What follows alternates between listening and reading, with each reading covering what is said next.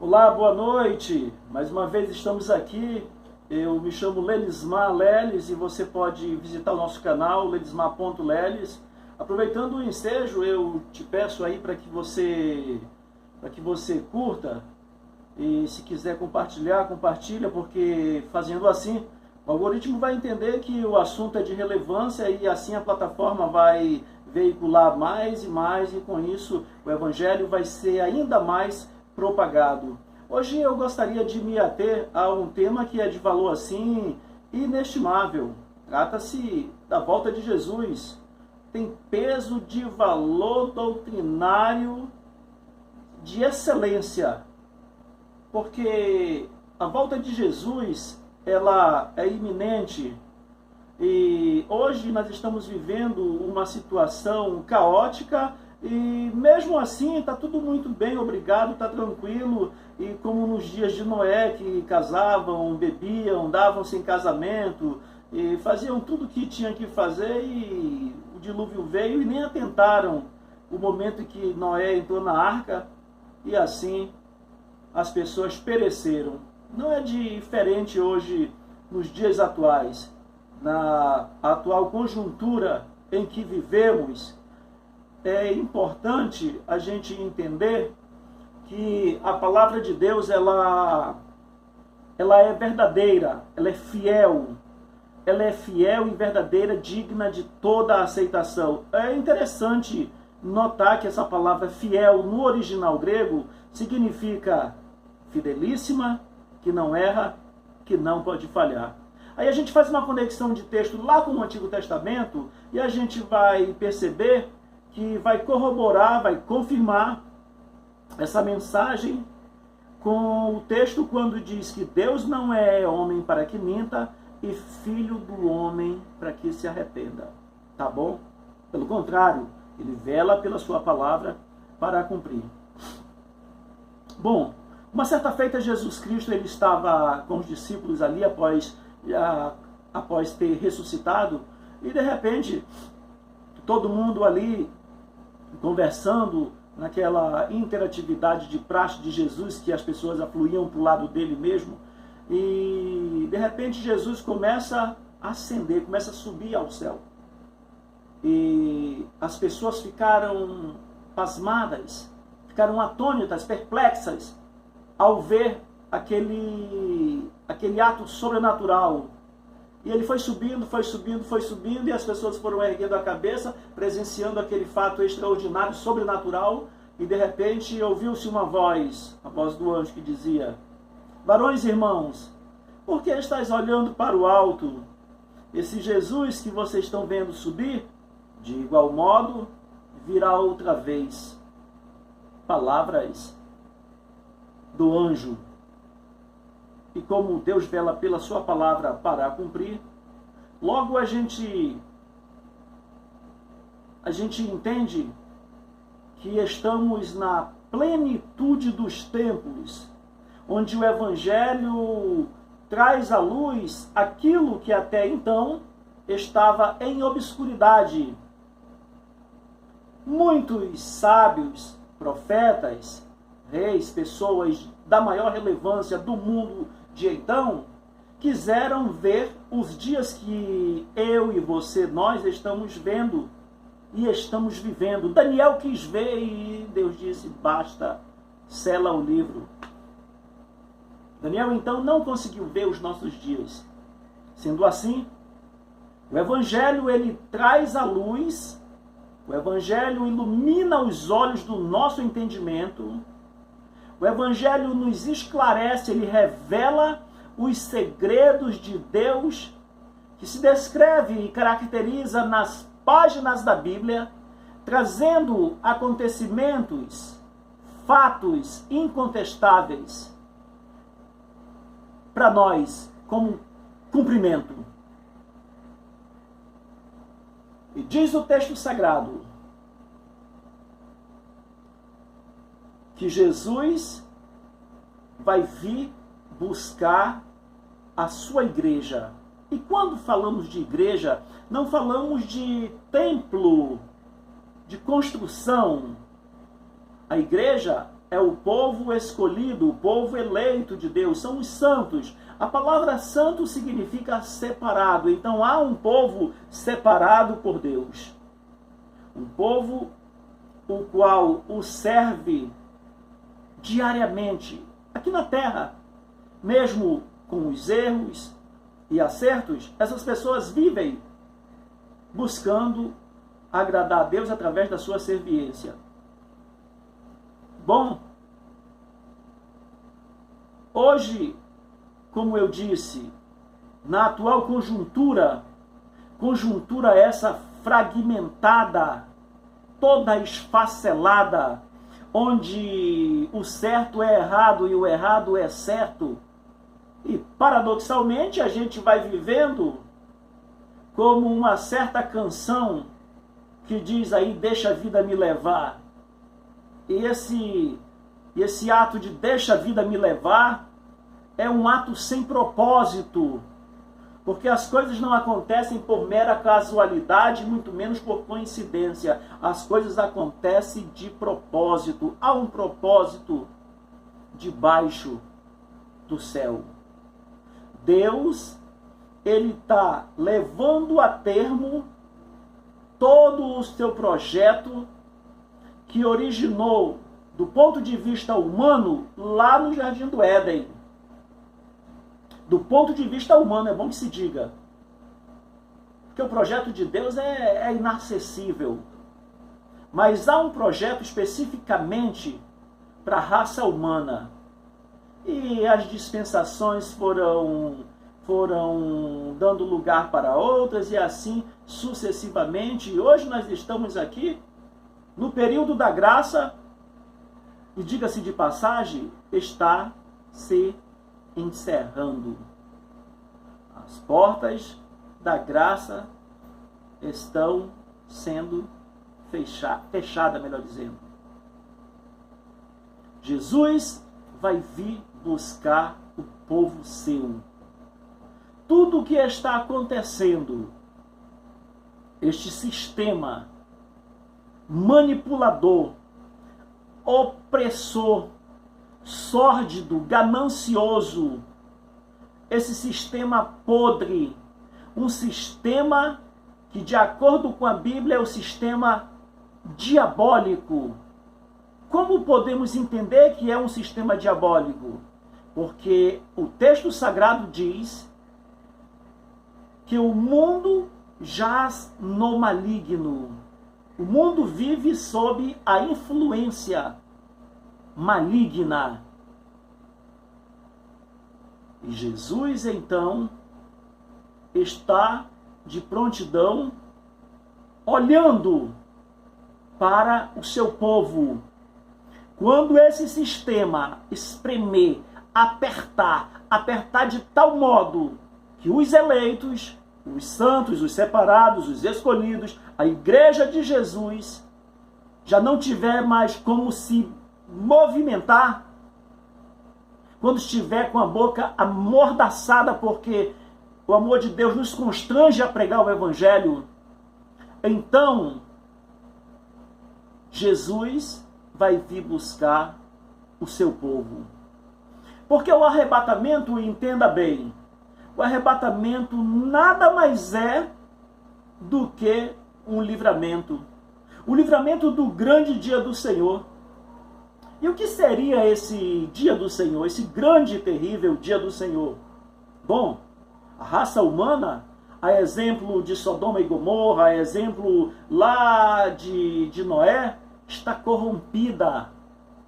É incrível, eu ainda há pouco falei que nós vivemos em uma conjuntura onde o certo é errado e o errado é certo, e a gente consegue ver muito nitidamente como, eu vou falar do nosso país, da nossa nação, e até mesmo aqui no nosso estado, no Amazonas, como os senhores mandatários, os nossos governantes, estão fazendo com o povo.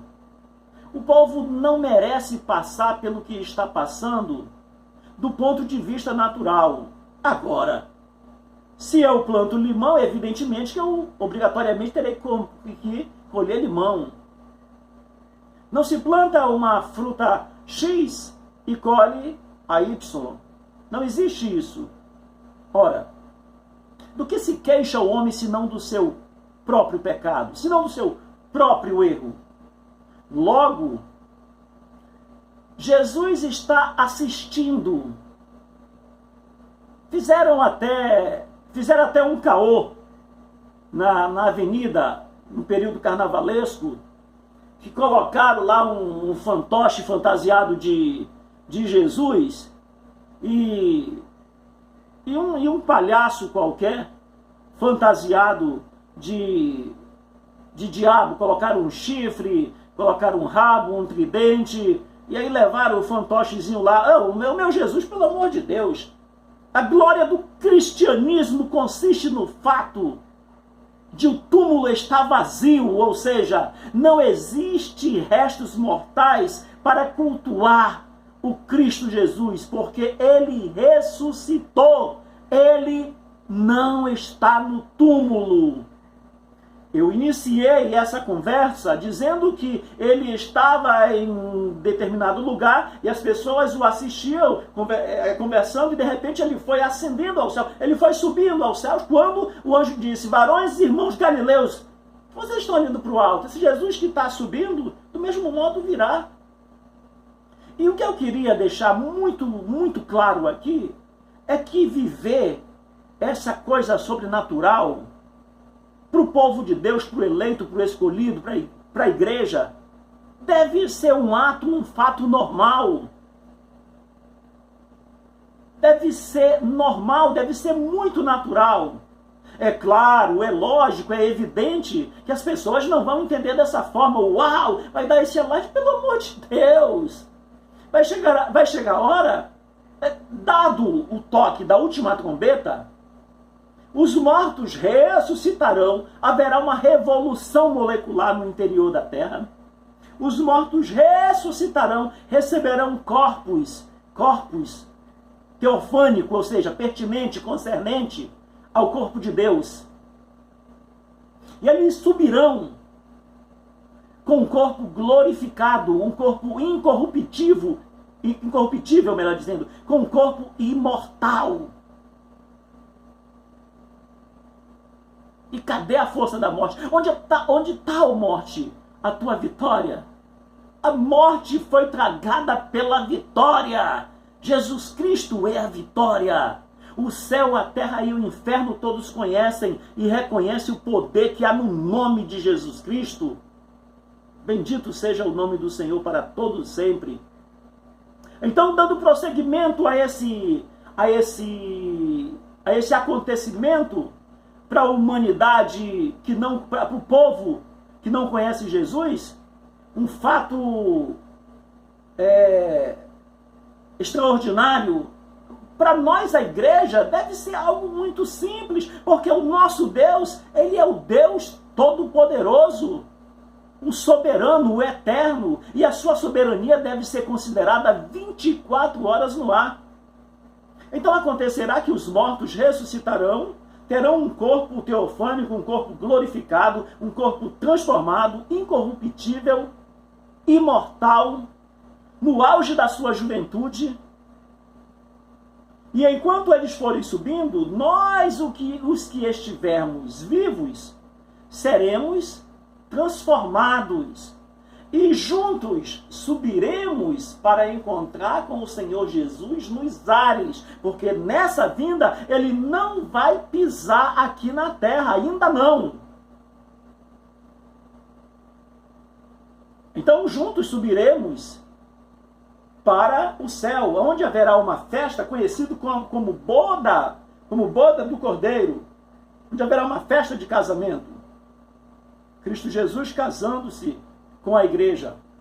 Bom, quando acontecer isso, concomitantemente, acontecerá um fato do governo do anticristo em unidade, e por que não dizer em conluio, com o falso profeta, com a besta. A gente vai ver isso muito claramente em Apocalipse, no capítulo de número 17, 13, 17, aí vai.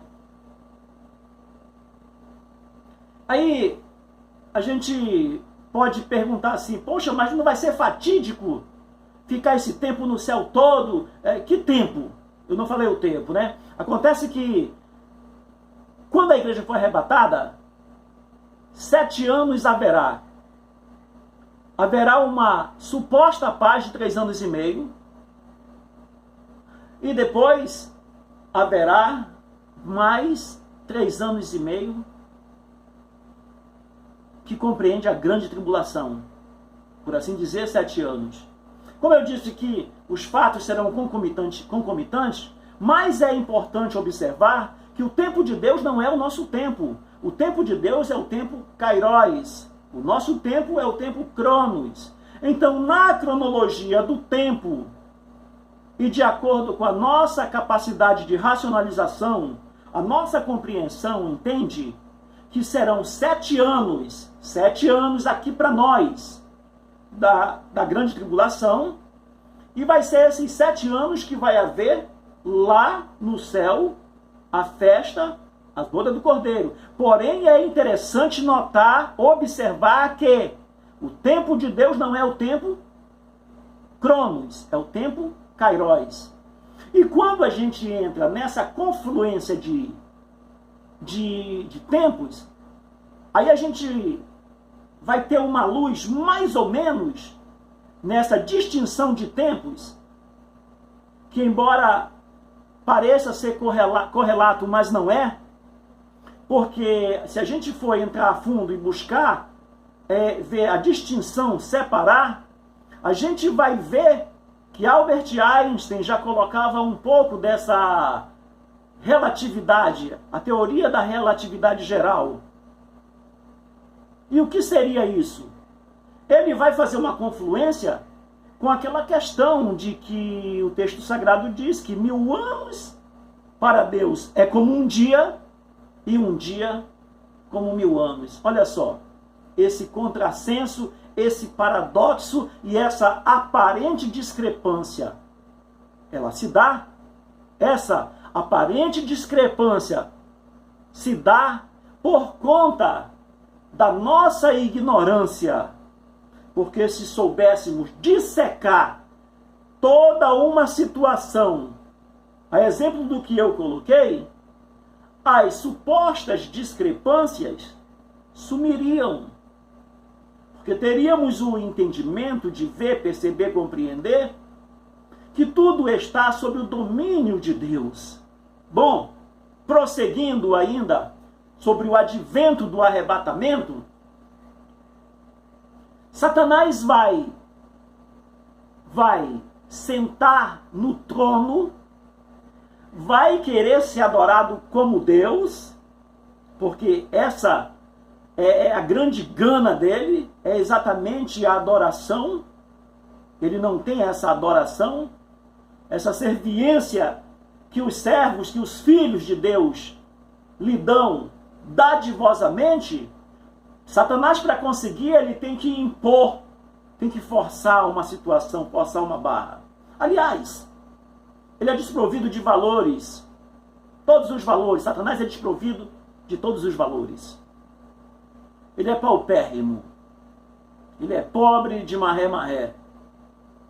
Bom, passado os 7 anos, falando do ponto de vista do tempo cronos, da cronologia do tempo, então Israel vai perceber que foi enganado. Ainda tem a questão da guerra do Armagedon, a guerra de Gog e Magog. Gog e Magog é tudo aquilo que diz respeito, contrariamente ao que concerne a Deus. Então, quando Satanás, quando o anticristo sitiar, cercar todo Israel, dado o tempo percorrido de 7 anos, cronologicamente falando, a volta do Senhor Jesus será vista por todos. Então, diz o texto sagrado, Eu gosto do texto, eu gosto da versão ou da tradução que fala que Jesus virá com os seus santos, porque santo é diferente de anjo. Anjo está servindo a Deus no céu. E ele significa mensageiro e nos protege aqui também, enfim, está a serviço do Rei da Glória para conosco e vice-versa. Mas o santo não. O santo significa separado, como eu disse. Então, eu gosto da versão que diz que o Senhor Jesus virá com os seus santos. Olha, o Senhor Jesus virá com a sua igreja e então ele colocará os pés no Monte das Oliveiras e aquele monte vai se fender, o Vale de Josafá, e Israel então vai escapar por esse vale. Diz a Bíblia que com o sopro da sua boca ele derrotará Satanás. Que na verdade a intenção de Satanás é exatamente aniquilar o povo de Israel. Mas Jesus vem socorrer o seu povo. Você lembra, no início, ele veio para os seus. Quem eram os seus? O judeu, o povo escolhido para levar boas novas. Mas os seus não recebeu. Mas todos quanto recebeu, deles o poder de serem feitos filhos de Deus, a saber os que creem no seu nome. Ou seja, nós que até então éramos nação gentílica, aceitamos Jesus pela graça salvadora, pela graça salvífica, pela graça arrebatadora. E então temos o direito de vida eterna agora pela fé, não é pelas obras, que é para ninguém se gloriar. Ah, eu sou o bambambam. Não, não existe isso. Então, quando o Senhor Jesus vier, que todos irão vê-lo, aí dar-se-á início ao milênio, após a guerra do Armagedon. Então vai começar o milênio. E diz a Bíblia que morrer aos 100 anos é morrer ainda jovem. Aí a terra vai saber o que de fato é ser governada com justiça, com amor, com juízo e equidade. É diferente desse governo falido, fatídico, chato, feio, desonesto, em que os valores morais e, por conseguinte, espirituais, se não tem valor moral é porque, evidentemente, não tem o espiritual. Porque o valor moral ele é advindo do espiritual. E se não tem valor espiritual, logo, não existe valores morais. E é o que acontece com os nossos pseudos governantes, os nossos mandatários falidos, com uma mentalidade fragmentada, impulsionada, entusiasmada pelos dardos inflamados malignos que atuam na esfera de ação psicológica. E essas pessoas que governam desta forma nada mais são do que cavalos de Satanás. Porque vivem trabalhando, fomentando o reino diabólico. Mas isso vai acabar. Saiba eu, saiba você, saibamos nós que isso está para acabar. Os dias estão contados. Nós estamos vivendo a preliminar. Estamos vivendo os últimos dias aqui na Terra e muitas coisas ainda estão por vir e por acontecer. Essa doença, essa moléstia que assolou o mundo, essa doença é nada para o que está por vir. Virá algo muito pior do que essa doença.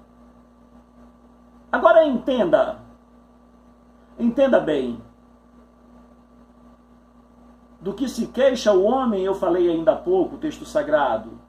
Do que se queixa o homem, senão do seu próprio erro, do seu próprio pecado? Diz o texto sagrado em Isaías, que a terra, ela cambaleia como um ébrio, como um bêbado. ela oscila como uma cabana com o vento, por causa da maldade da raça humana. Ah, ser crente, que coisa antiquada, acredite! Se não fosse pelos crentes, por esses pragmatizados, fanáticos, se não fosse pelas pessoas que professam a fé em Cristo Jesus, há muito que esse mundo já teria perecido, já teria fenecido. Todos estariam no reino dos mortos. Mas não foi para isso que Deus nos colocou aqui. Deus nos colocou como sal da terra. Deus nos colocou numa missão onde somos porta-vozes do Evangelho, emissários do Rei.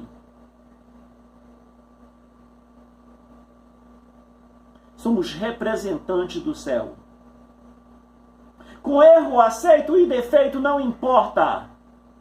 Eu conheço esse camarada, isso aí, entenda. O sangue de Jesus Cristo nos purifica, me purifica, purifica tantos quantos desejem a redenção, a remissão de pecado. O sangue de Jesus Cristo nos purifica de todo o pecado. Não importa que tipo de vida você levou ou ainda leva. A única saída nesse momento é: arrependei-vos e convertei-vos, porque está próximo o grande e terrível dia do Senhor. E quando ele rugir, quem no bosque não ouvirá o rugir do leão? Todos irão se prostrar, se ajoelhar, toda boca confessará que Jesus Cristo é o Senhor. O céu, a terra e o inferno, todos conhecem e reconhecem o poder que há no nome de Jesus Cristo. Não importa o idioma, o dialeto, não importa. Jesus que Christos no grego, Jesus no inglês, Jesus no espanhol, Jesus no português, Yeshua no hebraico, não importa o idioma. Todos, de igual modo, se prostrarão, se ajoelharão, se curvarão diante do Filho do Deus Altíssimo, a saber, Jesus Cristo, em quem habita corporalmente toda a plenitude da divindade. Bendito seja o nome do Senhor nosso Deus, que vive e reina para todos sempre. Fiel é a palavra e digna de toda a aceitação. E sabe por que nós estamos na preliminar? Porque Jesus, ele disse para os discípulos naquele momento: não passará essa geração sem que tudo isso aconteça. A geração do brotar da figueira. 14 de maio de 1948 cumpre a profecia que nasceria uma nação em um dia.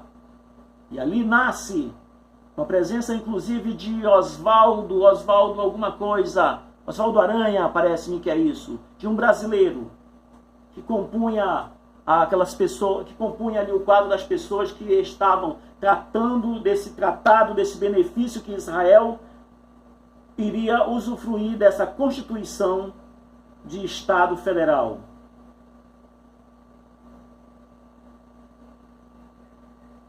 E agora, a figueira está com 73 anos. Uma geração, de acordo com a Bíblia, compreende a 70 anos até 80, havendo vigor, cansaço e enfado. Salmo 92, 10. Você vai ver que uma geração compreende há 70 anos. E nós já estamos aí na iminência do reinado do anticristo. A 70ª semana de Daniel. Bom, eu vou ficar por aqui. Vou ficando por aqui.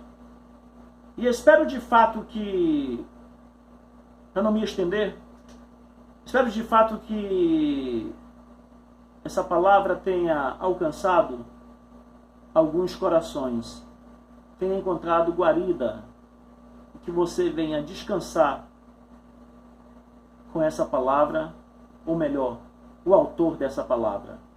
Palavra esta que não é de particular elucidação, mas inspirada pelo Espírito Santo. A gente fica por aqui, porque senão eu vou perder esse vídeo por conta do espaço. Eu já deu aqui o toque, e caso aconteça, eu vou perder. E você pode visitar o nosso canal, lelismar.lelis. Você se inscreve, dá aquele like, como eu falei. O algoritmo vai entender que, se você fizer isso, o algoritmo vai entender que a mensagem é de relevância e assim será mais aceita na plataforma, e a gente vai então disseminando, preconizando essa ideia da palavra revolucionária que o mundo precisa, exatamente a Bíblia. Comunicar é preciso, e aqui estamos fazendo o dever de casa. Fiquem na paz de Deus, que eu fico com Ele aqui também. Uma boa noite a todos. Muito obrigado.